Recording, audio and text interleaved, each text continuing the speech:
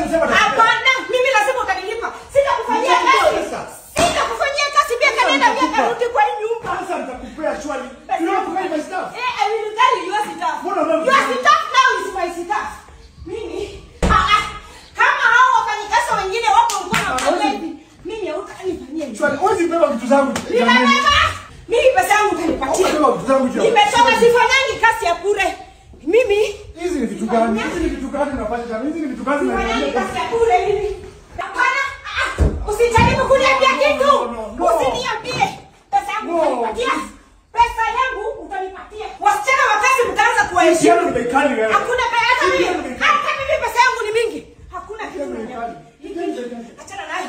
Pesa yangu utanipatia. Siwezi kufanyia kazi kwa hii nyumba. Miaka nenda miaka rudi. Na umiliki pesa. Pesa yangu utanipatia. Pesa yangu mimi utanipatia. Pesa yangu utanipatia. Unamaliza nyumba yangu. Unamaliza nyumba yangu. Kitu ya kosha pia kwa nini? Pesa yangu utanipea.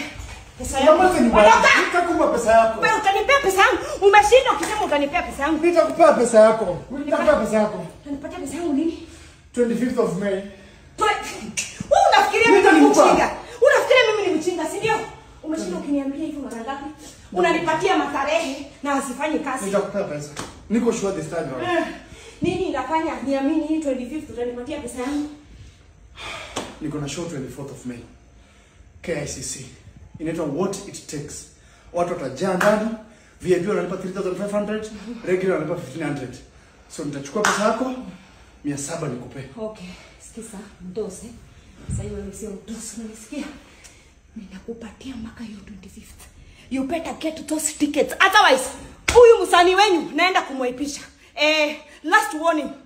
Rudisha hizi vitu. 700. Si ni pesa yangu. Sasa kurudisha basi. Nani? Mimi sasa hivi you are my one. Wewe ndio unanifanyia kazi. Wewe ndio hauna mbele wala nyuma. Wewe ndio unanifanyia kazi. Jab, rudisha hizo vitu. Na uniekelele maji ya kuoga Harakisha. Jab.